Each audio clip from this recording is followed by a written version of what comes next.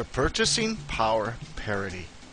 The purchasing power parity compares the price of trade between two countries using a basket of goods and services, which is a group of similar items that are frequently purchased by consumers.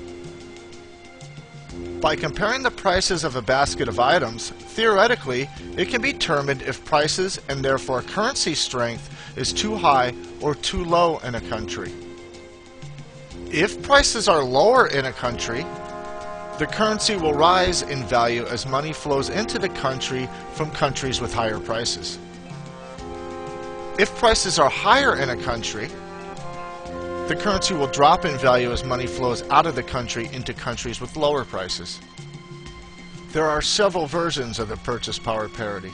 Some models take into account not only real price differences, but also income levels, inflation levels, and cost of living. The goal is to try to compare not only what the basket of items costs in real conversion rates, but what it costs compared to what people can really afford to buy. Let's look at a specific example. Let's say the exchange rate from yen to dollars is 90 yen per dollar. Let's also say that a widget costs $20 in the US, but in Japan it costs 900 yen. This means in US dollars, the widget costs $20 in the US, but it costs only $10 in Japan. Since the widget is half the price in Japan than it is in the US, people would rather buy the widget from Japan. This means that the demand for goods for widgets would rise in Japan, causing the price of widgets to rise in Japan. This also means the demand for widgets from the US would fall, causing the price of widgets in the US to drop.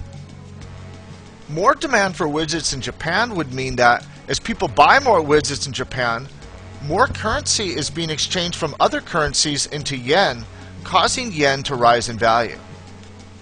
Less demand for widgets in the US mean that as less people are buying widgets in the US, less foreign currency is being exchanged into dollars, causing the US dollar to fall in value.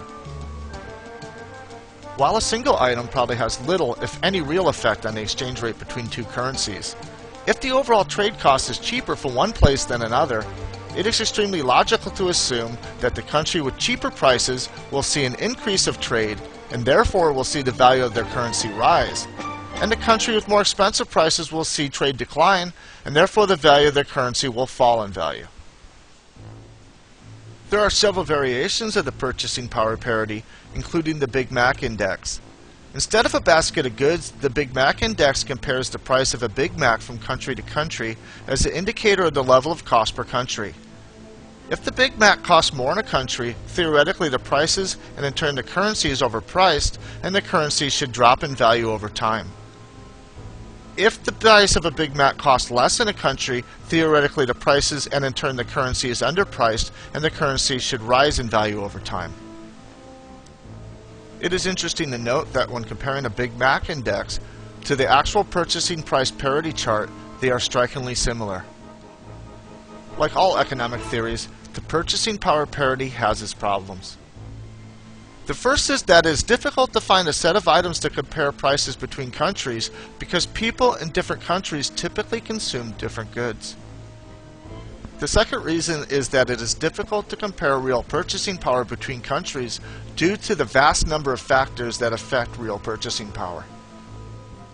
The third is that this is a longer-term theory. It could take several years for a currency to react to price differences. In the shorter term, it is easy to find examples where the purchase power parity does not work. And if that's not enough, the purchasing power parity also assumes free trade is in place and does not take into account things like taxes, tariffs, or quotas. So that's the purchasing power parity.